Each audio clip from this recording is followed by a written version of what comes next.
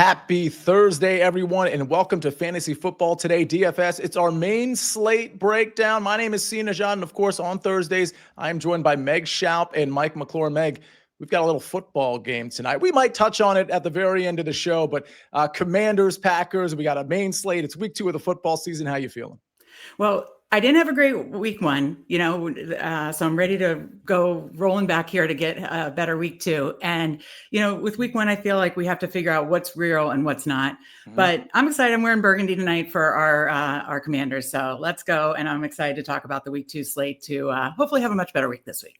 Mike, we have 12 games on this main slate, only 3 afternoon games. I do want to touch on the afternoon slate just in general in a second, but 9 games in the 1 o'clock hour. How are you feeling about this slate?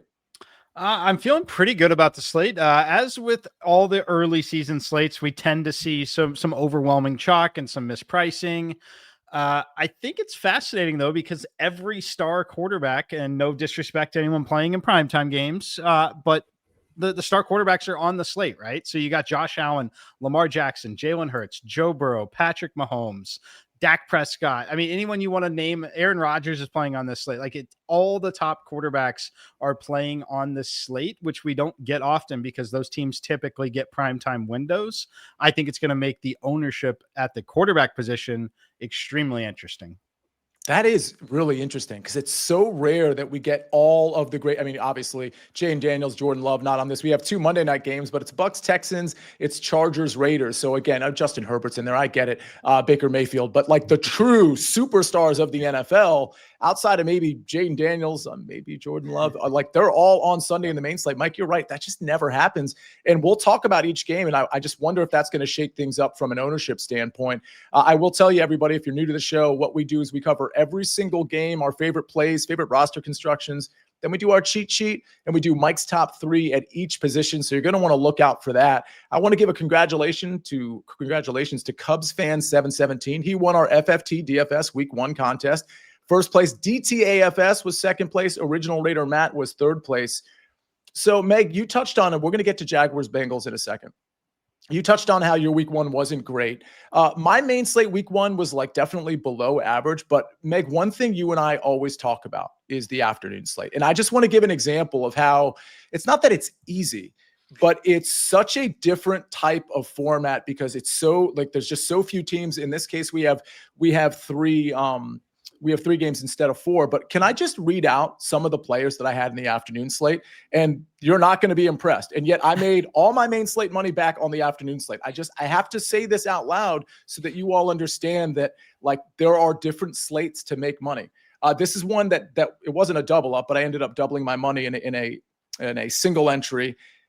Jared Goff was my quarterback. I had Jahmyr Gibbs. I had Jamison Williams. I mean, this is a terrible lineup, but it made $100 because Christian McCaffrey wasn't very good, but on my cheat sheet, you saw JSN. I loved him. You saw Ricky Pearsall. I loved him. Those were the only 2 guys with fire emojis, and I won $100. The other lineup, another lineup I had, Sam Darnold was in my lineup. Jamison Williams again, Jahmyr Gibbs again. This is as flat as it can be. Okonkwo was in my lineup. Josh Jacobs, no fire emoji there. I mean, this is another one that it ended up being a double up. It made $50. And I had a Brock Purdy lineup that made money too. So Meg, before we get to Jaguars Bengals, I just feel like this show is one of the few that actually talks about, hey, invest a little bit in the afternoon slate or invest a little bit in the 1 o'clock slate because it's just a different game you're playing. And you can really, if you just spike a couple of plays, you can make some money. Yeah, whether you're playing the plays that you're already on or you want to hedge or you want to kind of do a combination, it just like you said, it's a totally different slate. You're not having to deal with certain decisions that you're making on the main slate. So I like that advice. I'm going to keep it in mind to do even more this week of the early and afternoon only. And yeah, I actually like that. And I will say about the whole fire emoji thing, scoring was down last week, which we do see in week 1 a lot or early season. So we still might see it this week, because especially with the whole nuance of players not playing in preseason as much, these first couple of weeks are almost like preseason week 4 and 5. So, we'll see if scoring goes up this week, but it was down a little. And it's just take advantage of different slates. I think that's a really good advice. Mike, it certainly felt like preseason for the Bengals and the Jaguars, although it's perpetually preseason for the Jaguars, it seems. We've got our first game with a huge total here. I mean, it's one of the higher ones, I should say. It's not like it's 55 or anything. But by the way, check out these graphics from Matt. He already gave you sort of the 1 o'clock, 4 o'clock split. If you're watching us on YouTube, if you're listening to the podcast, check this out on YouTube, because we've got the game, we've got the lines, the total, but we also have the news and notes. And I don't always say those out loud because the podcast would take too long if I did. But this is just really, really good stuff. Mike, talk to me about this game, because it does feel like a bounce back spot for Joe Burrow, for Jamar Chase. Chase Brown didn't have a terrible game at all, but it's certainly a good spot for him as well. And then on the other side, speaking of bounce back, Brian Thomas Jr. against the Cincinnati defense. Trevor Lawrence still only 5,600. And Travis Etienne, a guy who looks like a very, very clear number one after the Tank Bigsby trade. There's a lot of meat on this bone here, right? Yeah, there's a ton to like in this game. I think it absolutely ends up being a shootout. You look at Cincinnati. Cleveland, one thing Cleveland's always done is they've had a decent defensive unit, and they've been able to play those games competitive. I expect a much better effort offensively. I don't think that Cincinnati's really shored up anything defensively heading into the season. I think Jacksonville is going to be better offensively. I do like them offensively under Liam Cohen. You look at that last game, and while it was a little frustrating for some of us, we all liked Jacksonville. And if you look at Jacksonville and just the number of points that they scored, we definitely feel like we probably should have had better days while being on Jacksonville in that game.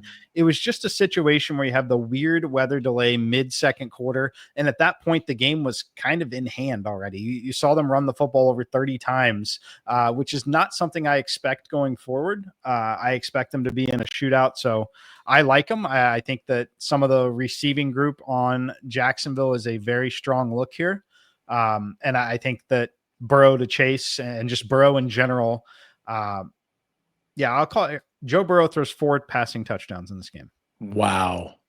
So I assume when we get, like, spoiler alert, when we get to your top 3 at each position, Burrow is somewhere on that top 3 list, Mike?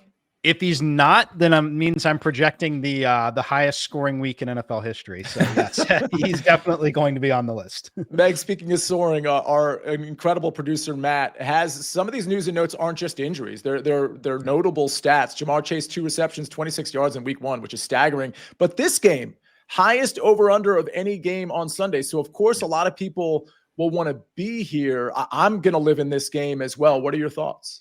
I think everybody, Travis Hunter and up on the price list that on the graphic that Matt has up, I'm interested in. They're in my pool. I think, I'm interested in basically all the skill position players. And I'll also throw out Brenton Strange. He led the team in yards, I believe. So he was a great cheap tight end. And I'm going to go back to Strange as another cheap tight end this week in this high total game. So yeah, all players, basically all skills position players are in play. Both sides of the stacks are in play. I love everything about this game. So I definitely, even if it's not going to be one of my stacks, I'll probably somehow incorporate some skinny stacks of this game. Mike, I know you've got an eye on ownership as we do this show. I'm looking at Travis Etienne, and I'm looking at, there's so many things going for him. Obviously, he had a good game. He's going last week. He's going against a defense that isn't going to offer a ton of resistance. And of course, they just shipped off Tank Bigsby to Philadelphia. So it's basically Tootin and Etienne as far as I'm concerned here, but Etienne should get a ton of carries here. Are you more inclined? Like if somebody said, hey, I want a piece of Jacksonville, but I want to play Etienne. He's probably going to be a little chalky, but he's really, 5,700 is a great price. Are you more inclined to play the running game here or the passing game with like Brian Thomas and Trevor, or are you just going to mix in all 3 or none of them? It'll be passing game almost exclusively for me. While Etienne at 5,700 is a fair price most of the time, the pricing is just so soft this week. We'll talk about it obviously when we get to the elephant in the room of Christian McCaffrey. But even some of the other players on the slate just so cheap, right? So it's not a normal 5,700. And that's what I would caution against. So I would also caution that while he had a huge day, 75 of it was on one play. Yeah. Which, you can argue that shows the upside that he's got anytime he touches the football. Sure. But to me in this league, I would file that under the category of more fluky than not. So very average day with the volume if you remove a run like that. Mike, the implied total for the Bengals is 26. Wouldn't even shock me if that ticked up a half a point. But No. when you're playing Joe Burrow with Jamar Chase, which I think you said you're doing, it gets pretty expensive to include Chase Brown in there. And I know he's a running back anyway, but he's a pass catching running back. Would you be inclined to put all three in a lineup? Yes, I could definitely get there. Especially when I'm talking about, the team scoring. I'm definitely going to be on their team total over, for example. In that case, yes, I would like basically some exposure to all offensive scoring. I think the best way to do that is Burrow, Chase Brown, and Jamar Chase. But I'm not going to fault you if you want double stacks with T. Higgins and Jamar Chase as well. Mega, you think you're going to be in or out on Chase Brown this week? Knowing that obviously you like the Bengals offense, but are you declaring between one Chase versus the other? I would probably prioritize Jamar Chase over Chase Brown. I will have both Chase Brown and ETN in my player pool. However, I don't know how often I'll get to them. I probably, like Mike said, do like the passing side more in this entire game, just because we'll get to it. There's other running backs I like on this slate at various price points. Let's move along. We're going to move to Dolphins. Wow, the Dolphins, man, they are not getting great press. Dolphins hosting the New England Patriots, 43.5 point total. It's interesting. I look at the implied totals here, Meg. I see 21 for New England. I see 22.5 for Miami.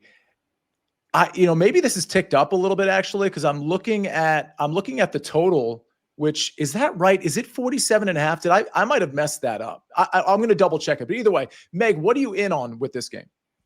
So I was very much in on Drake May last week, and it didn't work for me. I'm going to go back to the well, though. I cue the Michael Scott office gif. I'm ready to get hurt again, because I just cannot pass that up against the Dolphins. Last week, I made the mistake that initially in the week, I was very interested in Daniel Jones against that Dolphins defense. And then I kind of got away from it. And, my early gut reaction is, okay, May didn't have a great week one, but he's going against the Dolphins defense. You've been on him all summer. He was your most drafted quarterback in best ball. He's got obviously the rushing upside too. He could do exactly what Daniel Jones did last week against this Dolphins defense. So I am very in on going back to Drake May and Drake May's stacks this week against that horrible Dolphins defense. On the Dolphins side, it's tempting to want to run it back. I just don't know if I can. They have so many offensive line issues. The team just feels like a thread that you could pull, and it could, like, Mike McDaniel could be fired at, it feels like any moment. It just feels like the team is such a disaster. So it's hard for me to do like a game stack. I don't fault people if they want to. I'll probably just stick on the Patriots side here with May stacks. Mike, everything that Meg just said about Miami makes me want to play Tyreek Hill at 6,400, because I just don't feel like anybody wants to play him. And like I said last week, and it burned me last week, don't get me wrong, but this guy could have, especially at home, could have 110 yards and 2 touchdowns, or he could have 7 yards and, on one catch, and then leave the game for an alleged injury. I don't know, but the point is, I feel like the upside is there and the ownership won't be. What are your thoughts?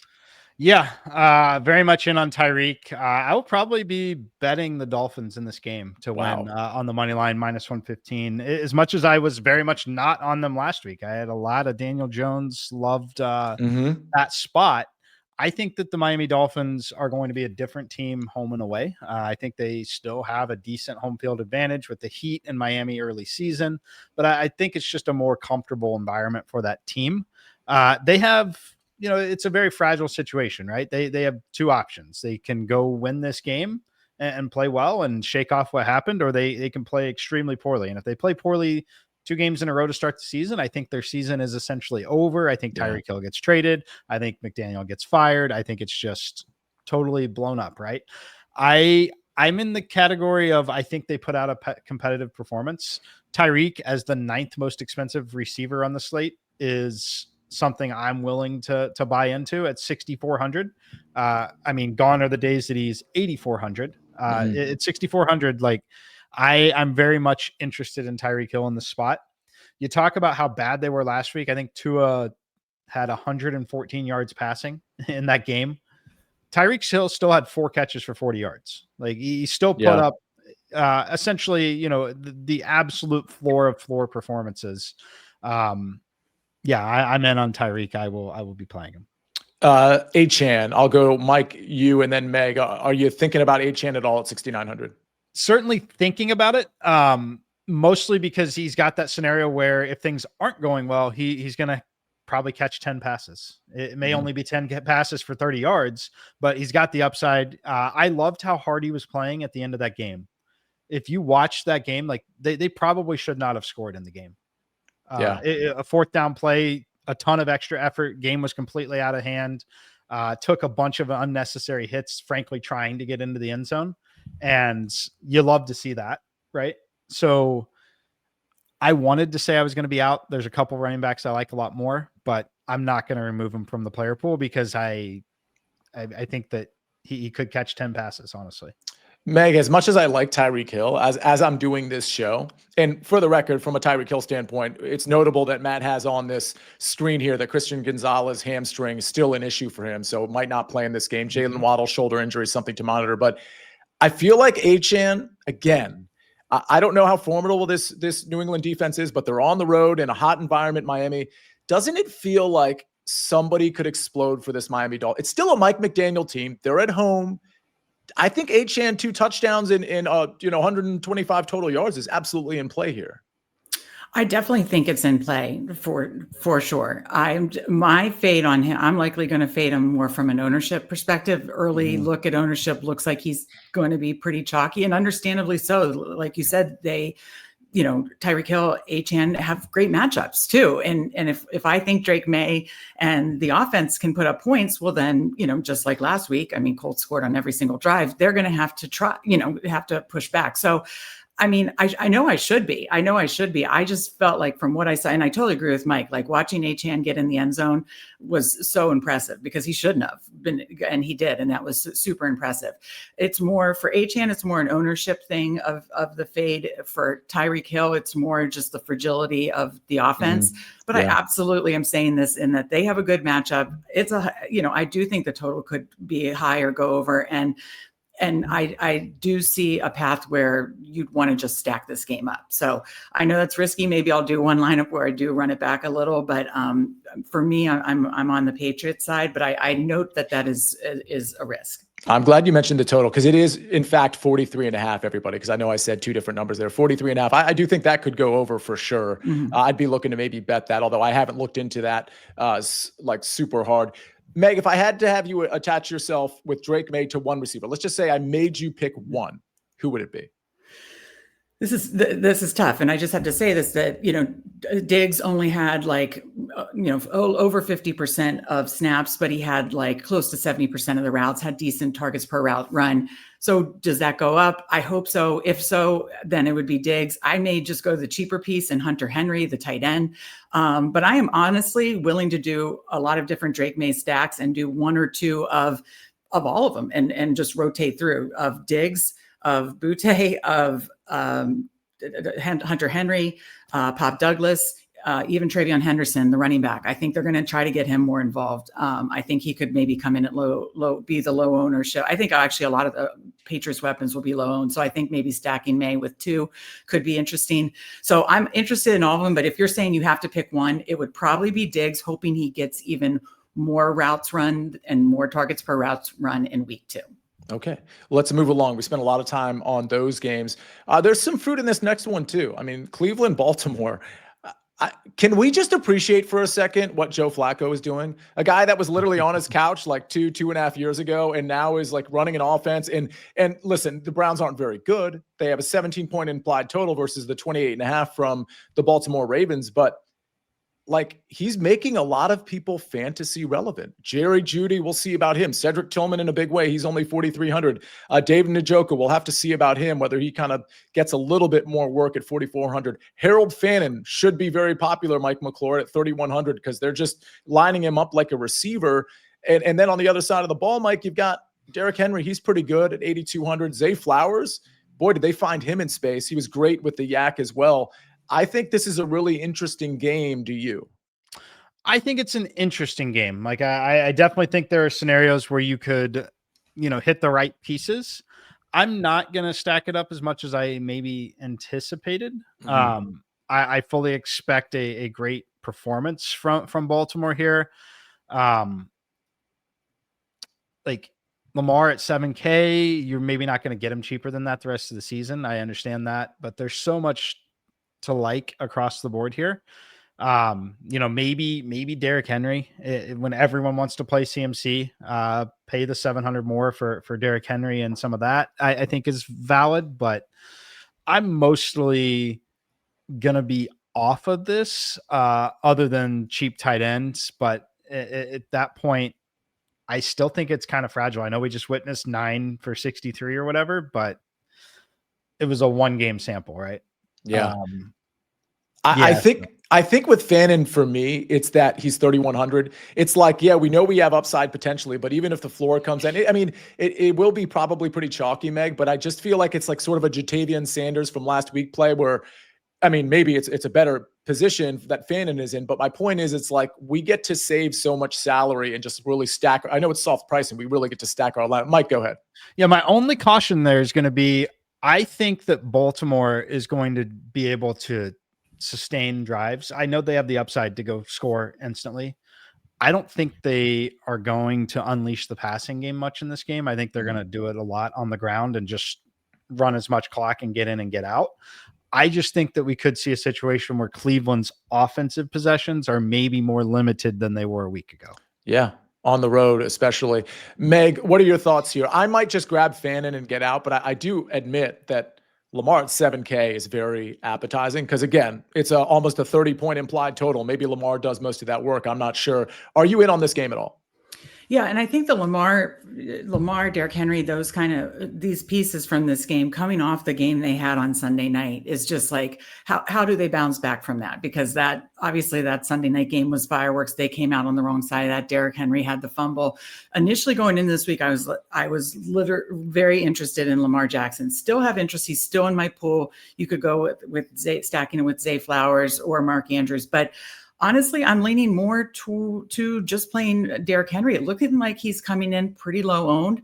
And boy, I don't think any player really wants to get in front of Derrick Henry, but do you want to get in front of Derrick Henry after his fumble? He's got to be playing like always looks like playing like a man possessed. And, he played an absolutely amazing game, had that fumble, and then, the game did not go their way. And so I don't know. I just think he could, be even more dangerous on the ground if that's even possible. And if we're getting low ownership and the price is still palatable to me, I actually have a lot of interest in Derrick Henry. And that's really is more the where I'll go to in this game. And I do think you can definitely Fannin is in my pool, but I would probably go to Strange in like the higher total game if we're talking about cheap tight ends. Yeah, that's totally fair. A lot of cheap tight ends to choose from for sure.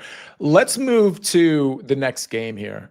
Giants and the Cowboys. Mike, I look at the pricing in this game and I'm like, all right, well, on my cheat sheet, I have a certain stack, which I won't reveal. And I'm kind of disappointed in myself if I'm being honest. And I look at Dak Prescott at 5,900 and CeeDee Lamb at 7,800, which seems reasonable to me. And I'm like, wow. Okay. That looks pretty good against a Giants defense that probably will be somewhat formidable against the run and just kind of put Dak Prescott in a position to really get the yards through the air raid here. What are your thoughts on this game? Because a Dak CeeDee Lamb stack with the Malik Neighbors run backs looks pretty good to me. Yeah, I like it a lot. I think, Dak was maybe going to be one of my top 3 quarterbacks. It really depended on the injury situation with the 49ers, but you look at Dak in that game against Philly, I didn't think he was that bad. And see, he got them in a lot of great positions. Yeah. It was just unfortunate in terms of the variance that it all became rushing touchdowns, right? So when you look at Dak, like I think that he's way too cheap. At what is he, like 5,900? Like I think he's in the 5s, right? So like he's cheaper than Goff, he's cheaper than Knicks. Like, yeah, I'm interested in Dak here. I like CeeDee Lamb a lot. CeeDee Lamb had a fine game on the scoreboard. He dropped a few passes that he would not normally drop. Right. And I think he takes that very seriously and cares about it a lot. And, they open the season with back-to-back divisional games. Do we expect the Cowboys to challenge and beat the Eagles in the division? No. But this is a very important game for them. I think that they play well, so I do like them. I like Dak the most. Not necessarily saying I would consider playing Dak naked with no stack, but Dak, from just a projection standpoint and price point standpoint, is one of the better plays on the slate. Meg, this line has moved since we put these numbers in. It's from 5.5, it's to 4.5, but the total is the same, 44.5. I mean, Deron Bland could miss multiple weeks, as Matt has put on the screen here. This feels like force feed Malik Neighbors and CeeDee Lamb another big day. I'm trying to figure out scenarios where, well, Dallas gets the running game going. Like, I don't really see it. I know Javonte had a nice game last week. I don't really see it. I like CeeDee Lamb and Malik Neighbors a lot. How about you?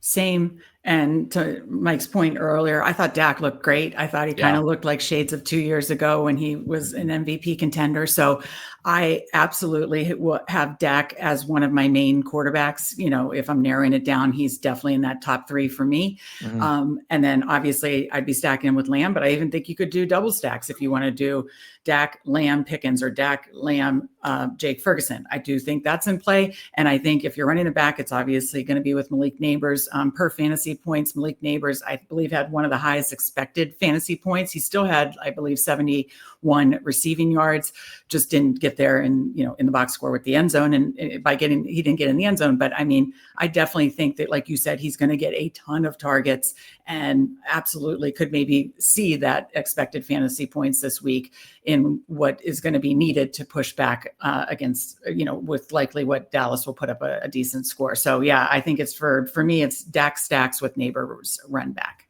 You mentioned Jake Ferguson. I don't think I'm playing him this week, but I think we should keep an eye on him because I think he's going to be a big part of this offense. He had a couple of drops. One, he just got rocked in the end zone. The other one, they weren't really drops. I mean, one, he kind of dropped when he got rocked and there was a flag. The other one was an underthrow by Dak Prescott where Zach Bond was behind in coverage, and it was an easy touchdown. It was one of the few bad throws from Dak. This isn't the week for me to play Jake Ferguson, but I'm telling you, in maybe a higher scoring affair where there might be a little bit more back and forth, I think Jake Ferguson is going to be a really smart play because nobody's going to be on him. So I just wanted to kind of put that footnote out there for the future. We got way more games to cover. So many more 1 o'clock games, 4 o'clock games, our cheat sheets and top 3 and all of that. We're going to cover all of that right after this message from our partners.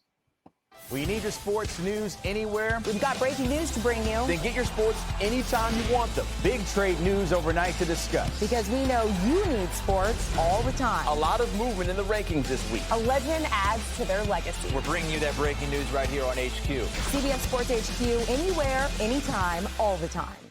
We're back on Fantasy Football Today, DFS. I'm with Meg Shoup and Mike McClure. My name is Sia Nejad, and we finally get to a game with a lower total, Meg, where it's not like, oh my God, I love so many players on this side and so many players on this side. I mean, we started off with a bang, but I don't know about this Rams-Titans matchup. I mean, it's a pretty low total here at 41.5. Rams on the road is a 5.5 point favorite, which feels like a point or two too much in my opinion.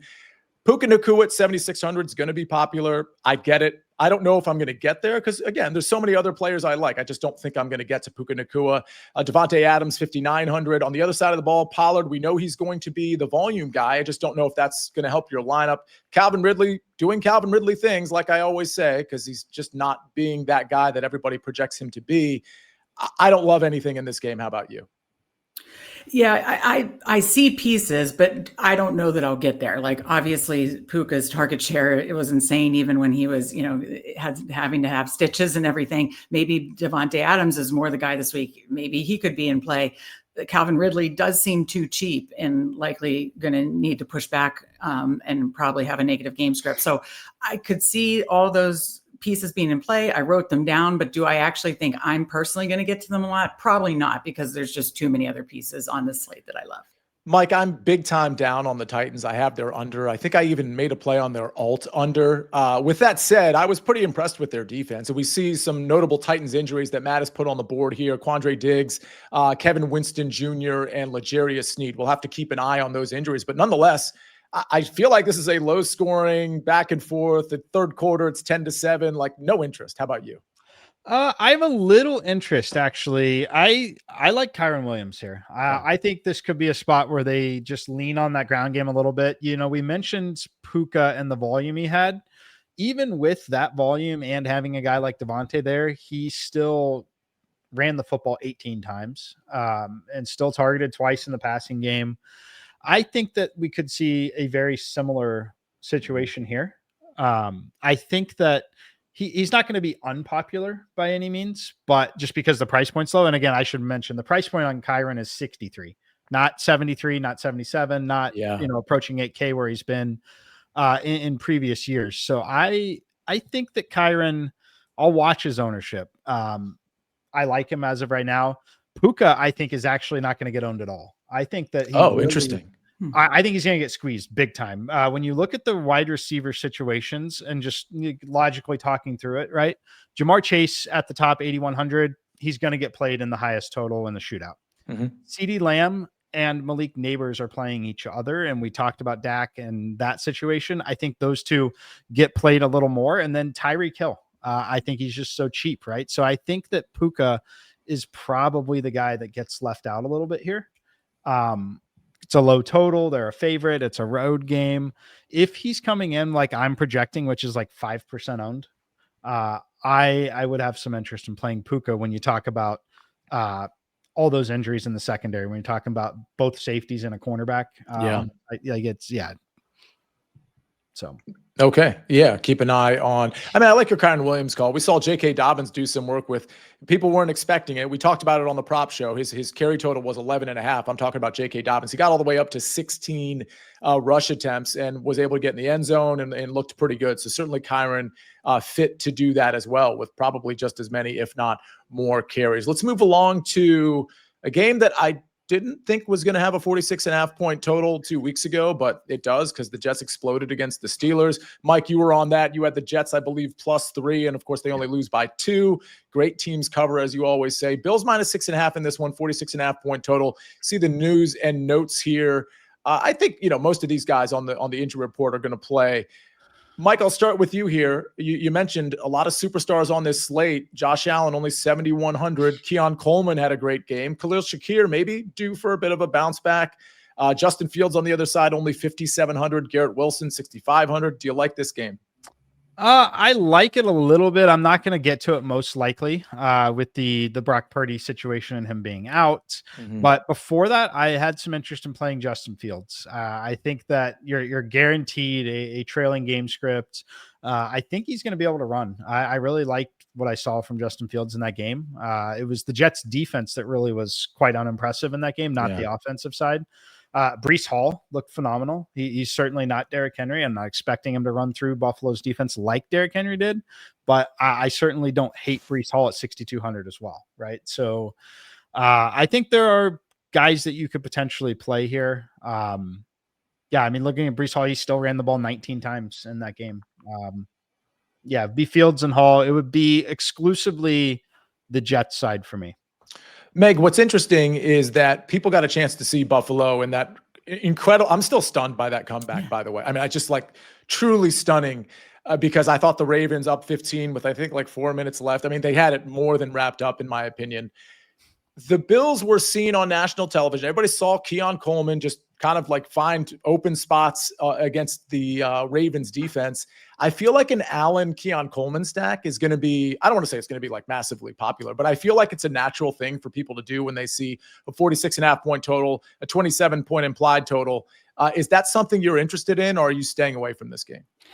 More staying away from this game, and kind of how I talked about the Ravens, maybe coming out angry and just putting up a lot of points. I wonder if this could be a little bit of a letdown spot for the Bills. I mean, that had to have been it was so emotional. That was obviously just electric to watch.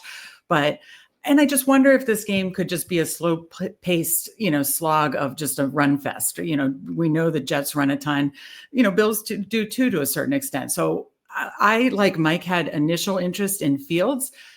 But with the 49ers situation, I think I'm pivoting off that. I do, like Mike said, have a lot of interest in Breece Hall. We know to attack the Bills on the ground. Obviously, Derrick Henry does it the best, but Breece Hall is definitely at that price point someone I'm very interested in. So for me, while I get the Josh Allen, Keon Coleman stack, I get if you want to play Justin Fields, it's probably just going to be Breece Hall for me in this one.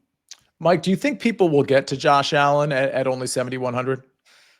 He'll take a little bit of ownership. It really depends on the format you're playing. Like in large fields, yes, there will be people that take some shots there. I don't think in single entry, 3 max, things like that, I don't think the ownership's really going to be there at all.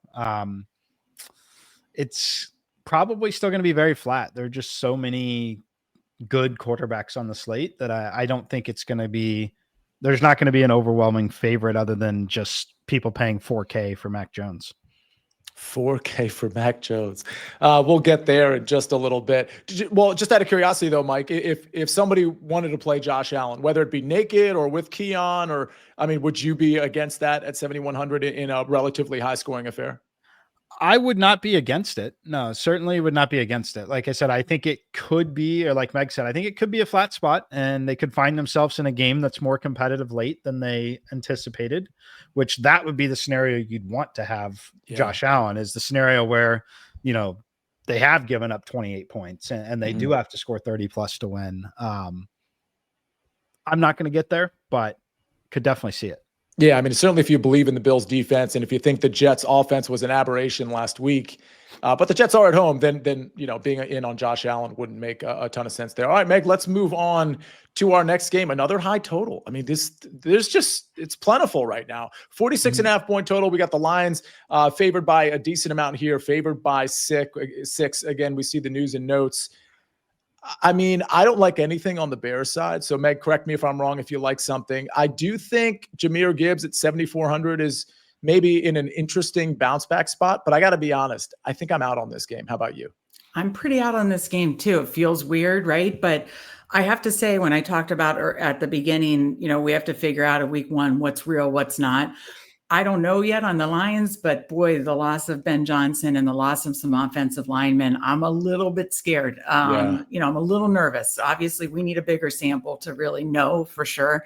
But again, with so many other running backs that I did mention and will mention, I don't see me getting to a lot in this game overall. The one cheap piece for the Bears would be Rome Odunze. I do think that he could be their guy, emerge as the kind of the wide receiver one, and he's only 4,800. So I would say he's in my player pool, but again, like a lot of other receivers too. So I don't know how much I'll get to him, but that's probably it for me here.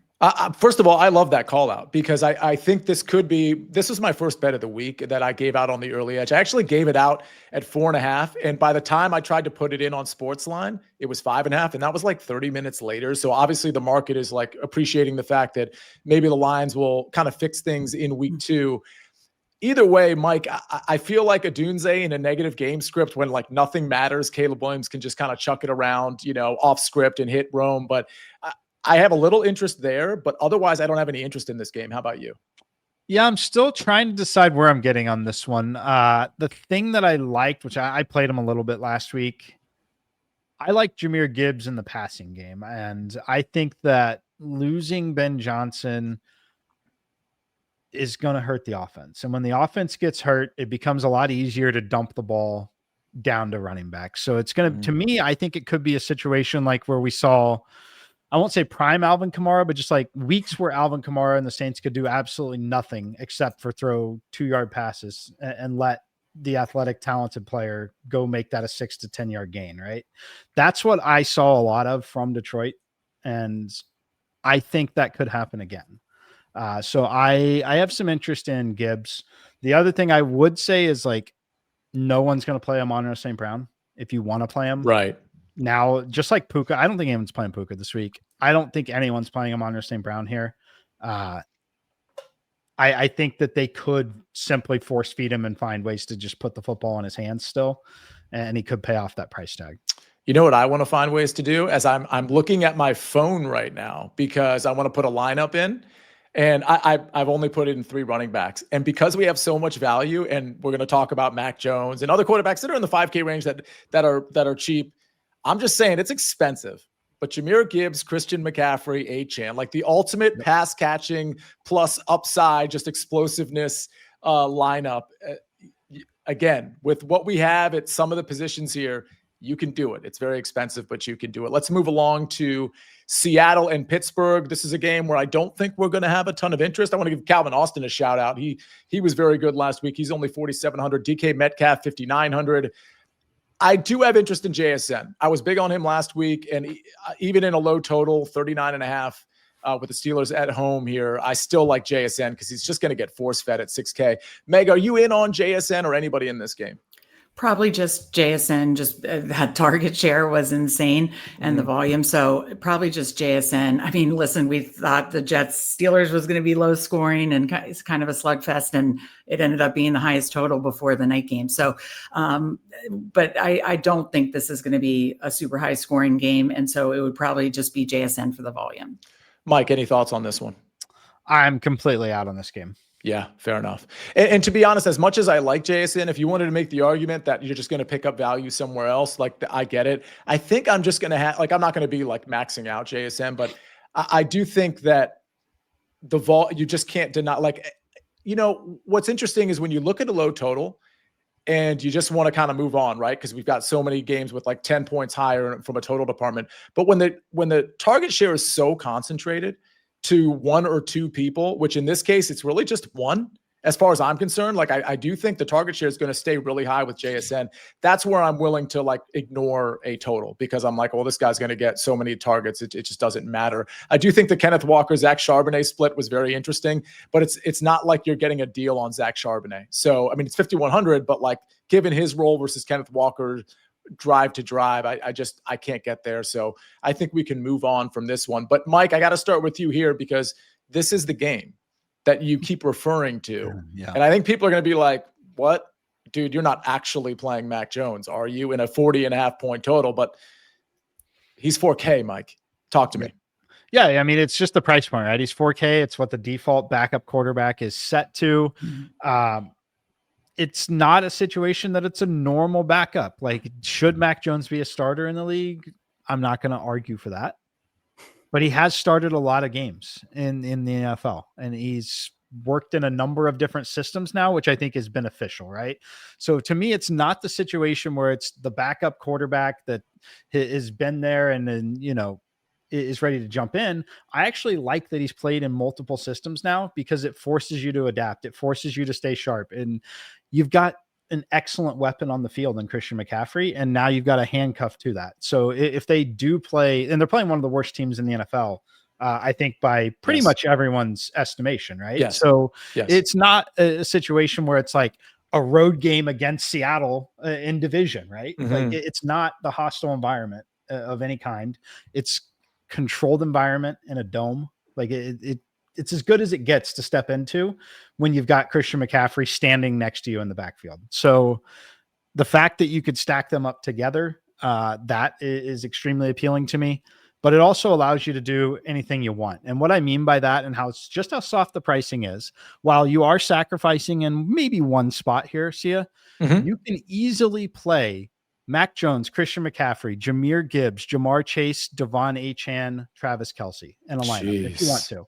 And you don't even have to play Travis Kelce. If you want to drop down and play someone else at tight end that's not 5K, like, that is all doable in the same lineup this week if you have a 4K starting quarterback.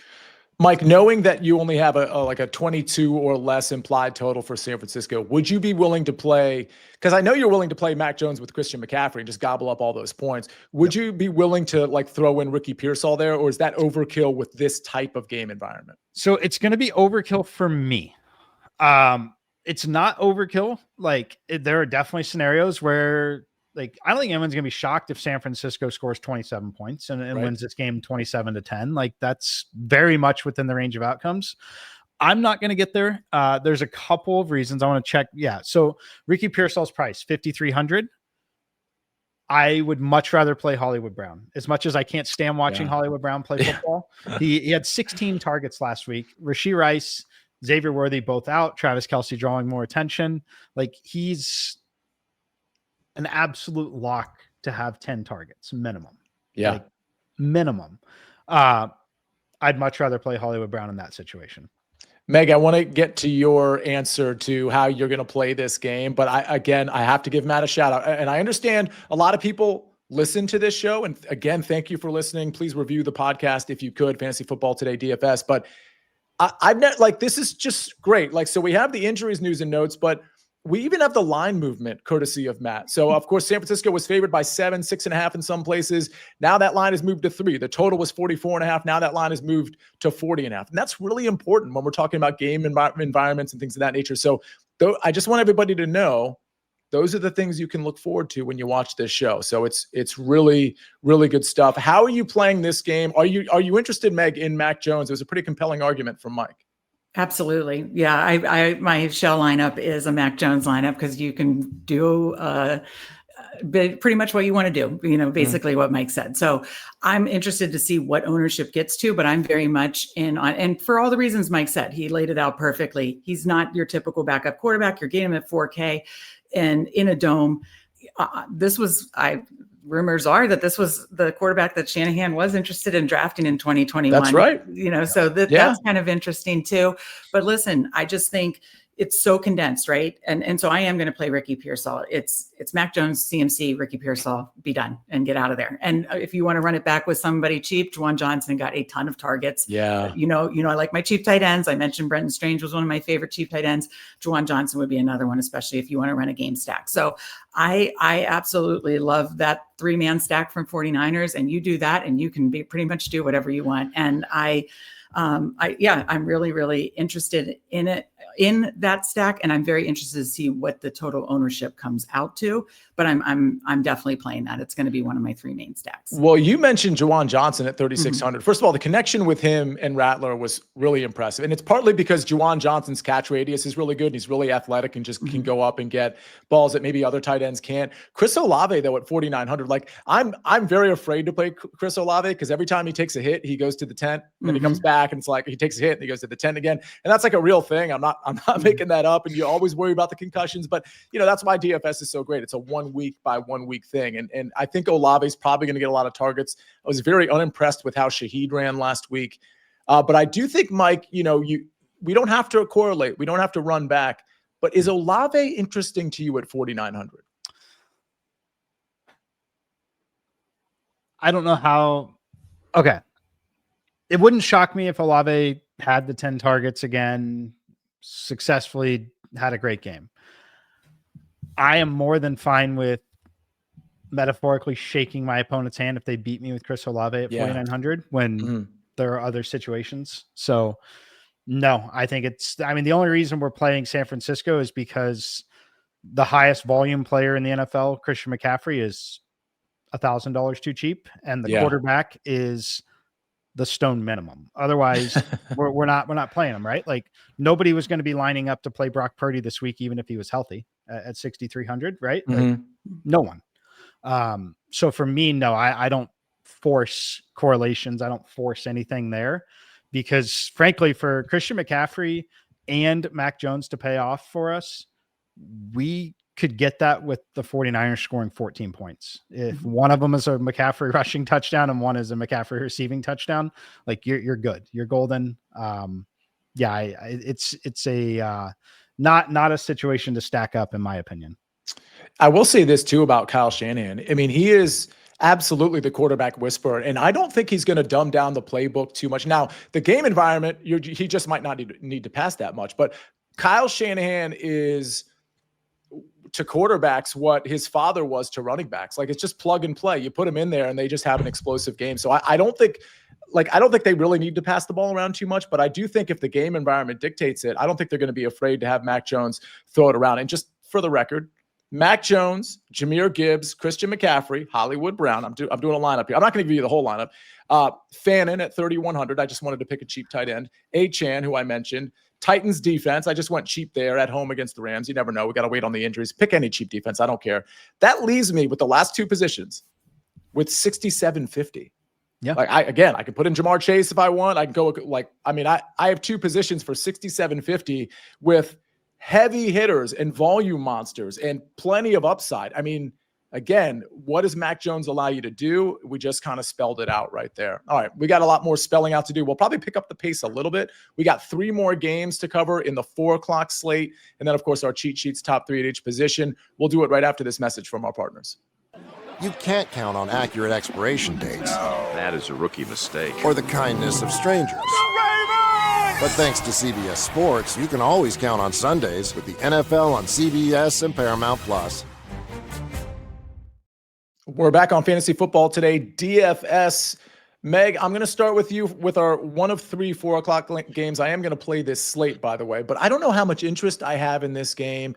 43.5 point total. Arizona hosting Carolina. Pretty big favorite, 6.5. We see the news and notes here, courtesy of Matt. But Meg, I don't, Kyler Murray's fine, but on this slate, do I really want to play Kyler Murray? James Conner wasn't very good last week. I think he can bounce back, but the problem is Trey Benson is working into the workload. Love what I saw from Marvin Harrison, but again, the value on this slate, I just don't think I need to go there. Trey McBride, we're trying to spend down at tight end. And then the Carolina side's the Carolina side, like no interest. Do you have any interest in this game, Meg?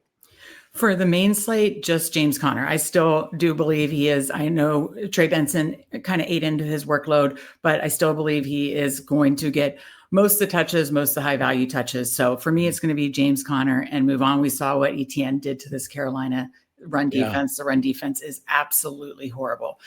So main slate, just James Conner. In the 4 p.m. slate, I would have interest in potentially stacking up Arizona more.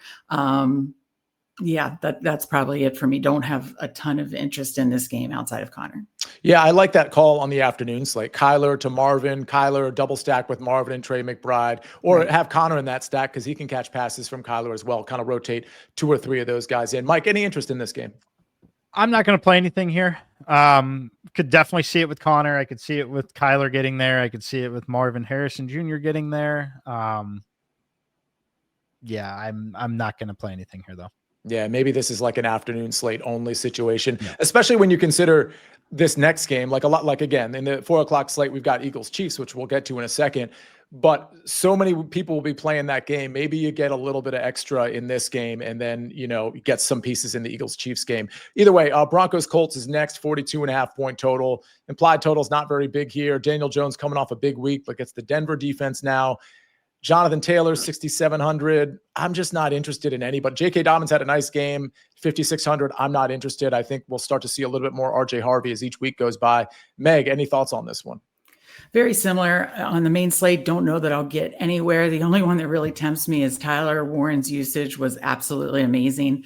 Do find that intriguing. He's still at 4,500. I feel like if he keeps doing what we think, I think he could be like the Brock Bowers from last year, the rookie that I'm always have best ball brain that was drafted way too low that could finish in, the top 3 tight ends. So I do think we're getting a price on Tyler Warren that is likely to keep going up.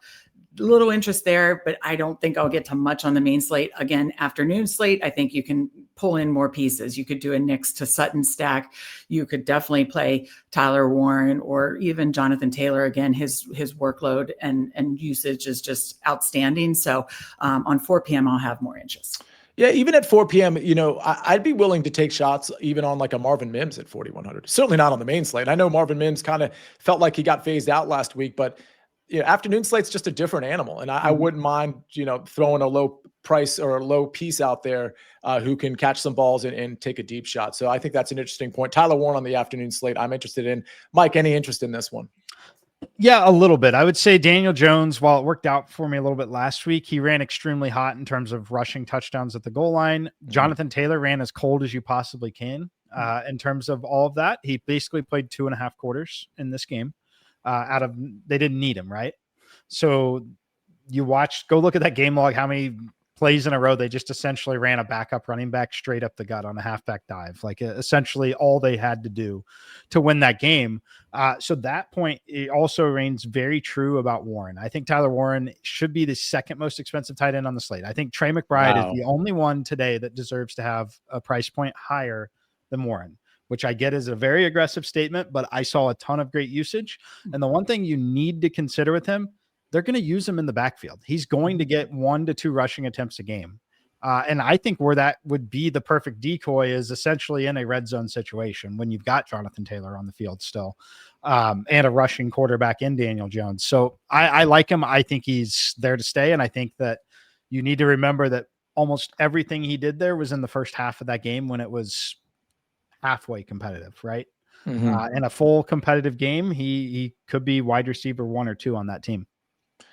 Totally fair point. I do want to point out too on the Marvin Mims front. And again, I'm not advocating for him. I'm just saying as a dart in the 4 o'clock slate, We see in the news and notes here from Matt, Jalen Jones hamstring likely out multiple weeks, and Charvarius Ward concussion did not practice on Wednesday. We'll see about Thursday. But I mean, we could see potentially, again, I'm talking more 4:00 slate. We could see potentially Bo Nix open it up a little bit, and something to think about there with some of those other receiving options. All right, well, let's get to the last game of the 12-game slate. Mike, I'll start with you. 46.5 point total. Looks like a very competitive game. Eagles a slight favorite by 1.5 at Kansas City. And again, this total 46.5. Mike, your thoughts? Yeah, I love it. Look, Patrick Mahomes, super cheap, 6,200. His top receivers are gone. Hollywood Brown had 16 targets in that game against the Chargers. I think it's going to be a competitive game. I think that it's one that the Chiefs being at home is a big thing for him. You saw Patrick Mahomes use his legs, though, over 50 rushing yards. I think that happens again. So I love Mahomes at quarterback. I love the stack with Hollywood Brown at just 5,200. I get that Hollywood Brown is not the elite player that he once potentially was going to be. However, that volume, he's definitely too cheap, right? At 5,200, as is Travis Kelce. I know that he did not have a ton of usage. He did get in the end zone. I think that being back home and having time to prepare, the thing that I talked about a lot there, it's one thing to lose a player like Xavier Worthy and know that he's not going to be available and game plan for that. It's another thing to lose him on the third play of the game in the middle of a competitive football game, right? So the fact that Andy Reid's had now a week to scheme up and to be ready for this, I think the offense is going to be fine here. I think it's going to be a very competitive game. And I think Kansas City, if they want to win, they're going to have to score 30 points in this game to win it. So I really like Kansas City side offensively here.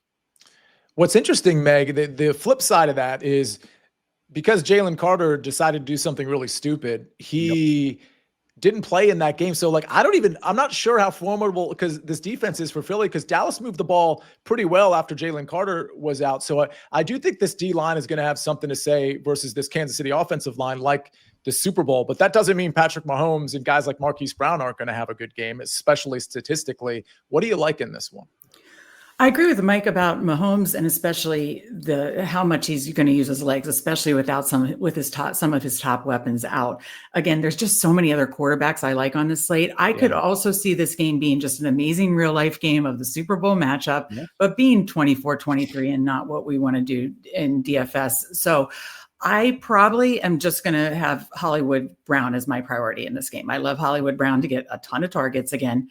I think with Goddard likely being out, I think you could maybe have Devontae Smith in your pool or something like that. Usually when one of the Eagles' weapons are out, then Devonta Smith usually can get a bump when Goddard's out. So I think he would maybe be in my pool. But again, we've just talked about so many other games where I just like the spots, either usage or matchups so much more, that I think I'm just going to enjoy this game as a fan, likely probably just play Hollywood Brown. But I get Mike's point. It would not shock me if a Mahomes stack is the one that got you there, especially with how much we're going to likely see him use his legs too. Meg, would you be willing in the afternoon slate? Because we're looking at the quarterbacks on the afternoon slate. There's only 6, right? And very few of them are compelling. Would you just defer to Jalen Hurts and maybe play him naked, or maybe play him with AJ Brown or Devonta or Saquon, which is extremely expensive. So I don't know if you'll be able to do that. But in the afternoon slate, would Jalen be at the top of your list, or would it be somebody a little bit cheaper like Patrick Mahomes? I mean, I think in the afternoon slate, you could do either Mahomes or Hurts, because again, we're down to 6 quarterbacks and they're not, obviously the names that we talked about in the 1 p.m. slate. So that is definitely a way to approach it. And certainly, again, if Goddard is out, then the target tree gets much more condensed. And so I like that a lot from the Hurts side. Yeah, and I think the only other quarterbacks I'd consider on that afternoon slate would be Bo Nix, but I'm probably not going to do that one. And Kyler Murray, I could see myself doing that, because you never know when he's going to have that blow-up game. Mike, any closing thoughts on this game, or really any of the Saquon Barkley, A.J. Brown, Devonta Smith? We're still waiting on news from Dallas Goedert, but I think I don't know if he's officially out yet. But A.J. Brown, Devonta Smith, any interest there? AJ Brown for sure. I think Kansas City's game plan is very likely to be make Jalen Hurts beat you with his arm. I think they essentially sell out at all costs for that. There's a couple reasons why I think that they do that. They're going to try to encourage throwing the football. I mean, number one, it's easier said than done stopping that run. Like, you could stack the box all you want. Saquon might figure out a way to still have a great game, but I think they want to do that and encourage throwing the football to just speed up and ensure that they have more possessions in the game, because they don't want the scenario where Philly has 8 to 10 minute drives and just makes the offense have to be perfect, essentially, which is what happens when Philly does what Philly does. Right. AJ Brown, though, I think can absolutely carve up this secondary, particularly if they play one-on-one, man-to-man, which I think they will. I think they'll have to, because of how they want to defend Saquon. Yeah, I think a Hurts to AJ Brown stack is certainly at least in play. All right, let's transition. I do want to mention, normally I will have a tweet out, or this team will have a tweet out to get listener questions. We didn't do it this week. We will do it next week. So please come prepared. Maybe before we do our show on Thursday, I'll probably put the tweet out on Wednesday. But if you have questions about the slate, or you have a favorite stack you want to recommend, or really anything DFS related, let us know, and just look out for that tweet, and we will answer those questions when we're doing this show. Let's get to our cheat sheet. Again, if you're new to this show, thanks for joining us. It's our favorite stack, our chalk buy, chalk fade, contrarian, and value play. Meg, I'm going to start with you. Sure. It's going to be a Drake May stack. Again, I'm going back to the well against that Miami defense, in which gave up points on every single drive last week to the Colts. So, but I'm going to rotate. I'm going to do a lot of May lineups, and I'm going to rotate with one or two of Diggs, Henry, Pop Douglas, Boutte, even Travion Henderson. So we talked about probably Diggs and Henry will be the most likely stack partners. Chalk by Christian McCaffrey. We talked about all the reasons why. It's pretty much all they got. So I am going to eat the chalk there with McCaffrey again. Chalk fade is Devon Achane. It feels weird since I'm doing May stacks, but I just feel like the Dolphins are so fragile, have a bad offensive line. It could burn me, but he's getting a lot of ownership. I'm going to fade Achane. Contrarian play, I'm going to stick with the running backs, and I'm going to go Derrick Henry. He had an amazing game. Unfortunately, had that fumble. I think he's going to play like a man possessed, and getting low ownership there. As Mike said, I think they're going to run the clock down a lot with Big Dog, and so I want to be on Derrick Henry this week. And my value is Brenton Strange, or you could insert any cheap tight end there, because there are a lot of good cheap tight ends that we've talked about. But I think Brenton Strange in that high total game had, led the team in yards last week. I'm going to go back to Brenton Strange in that high total game against the Bengals. All right, let's go to my cheat sheet. And honestly, from an ownership standpoint, I might have my quote chalk fade and my contrarian play off. Like, we'll see how the ownership actually goes. But my stack is going to be, I hate to say it, I hate to do it, I'm not a Trevor Lawrence guy. I promise everybody. Trevor Lawrence to Brian Thomas Jr. I just like the game environment. I'm hoping we get a little bit more to BTJ and a little bit more yak from him as well. So Trevor Lawrence to BTJ is my favorite stack. My chalk buy is going to be Christian McCaffrey. We talked about it.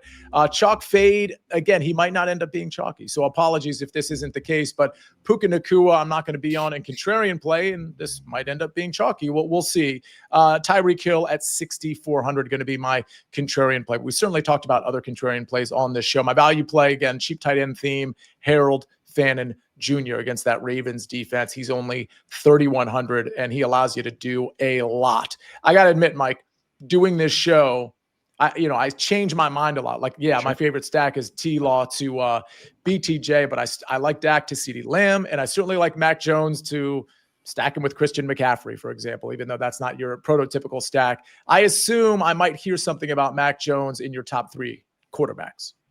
Absolutely. It's going to be Joe Burrow, Patrick Mahomes, and Mac Jones for me.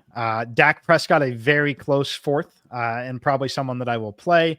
But Joe Burrow, I expect a competitive game. I expect a shootout here with Jacksonville, because I think Jacksonville can absolutely push offensively.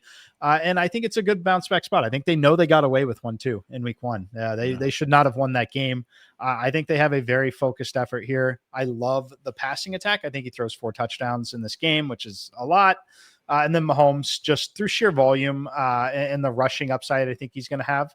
Mac Jones, just way too cheap at 4K as a backup quarterback stepping in.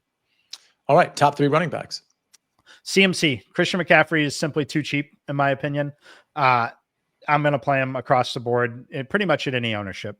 Kyren Williams is number 2 for me, pending some of the projected ownership. I was encouraged with the volume. Yes, his teammate Puka Nacua had a ton of volume in the passing game. Kyren Williams still ran the football 18 times. They are a moderate road favorite. I think that's going to be attractive. And then Alvin Kamara, I think he could be left out a little bit in the other side of that Christian McCaffrey game. I think that he gets targeted in the passing game more and more. I think that the San Francisco defense will know how to shut down this passing attack overall. I think there's some volume here for Alvin Kamara in this game. All right, let's do top 3 wide receivers. Number 1 has got to be Hollywood Brown for me. Just way too cheap. Pricing came out before everything was set up here. 16 targets. I expect double digits again. Jamar Chase, stacking him up with Joe Burrow. I think Jamar Chase has a huge day. Multiple touchdowns, 100+ yards. I think it's just a huge bounce back performance from Jamar Chase. And then Tyreek Hill at 6,400. This is another one that, just pending ownership, will give the Dolphins a shot here at home. I think he's too cheap at 6,400. You look at the last game, Tua, 114 yards. Like, it can't possibly get any worse than that. Tyreek still managed 40 yards in that game. Yeah, give me Tyreek Hill, 6,400. All right, when we kick off the tight end top 3 with another KC pass catcher. Travis Kelce, 5K, another Kansas City guy's down, right? So when you lose Xavier Worthy, he's also talked about, needing to be better. It's the home opener for Kansas City at Arrowhead. He's just too cheap, in my opinion. He's going to have opportunity. Trey McBride and Harold Fannin. Just McBride, I don't know that anyone wants to play McBride, right? He's expensive. We know how good he is. I think that with all the value on the slate in certain spots and like obvious spend up spots, tight end becomes a spot that people want to pay down a little more often than not here. So give me Trey McBride a little bit in tournaments. Yeah, that's a really good point about Trey McBride and Travis Kelce too. I mean, when you take out all your receivers because you can't run a route, it's going to help your consumption of targets. So shout out to Travis there. Okay, we got Commanders, we got Packers tonight. Just final thoughts before we close the show. Meg, you're the Commanders fan. I'm a Commanders fan. It's 3.5, 3 in some places now. Pretty high total. What are your thoughts on this game? Who wins? Who covers? Well, I obviously hope Washington wins. We hope Washington wins, but I am nervous. I'm a little nervous that Packers do win this game at home. I also think it's going to come under. I think this kind of could be a slugfest. So I don't see this being some high scoring shootout. So I do like the under. I'm afraid the Packers win, but I'm of course hoping Washington wins. Mike, any quick thoughts on this game? And is there a sneaky showdown player, showdown captain you can impart on anybody? I would say Romeo Doubs is somewhat sneaky on the Green Bay side. I think the game could be more competitive. The computer likes Green Bay just a little, made the number 4.5. Not willing to bet it. I respect Jaden Daniels a ton. I think Jaden Daniels gets in the end zone with his legs. Ooh, I like that.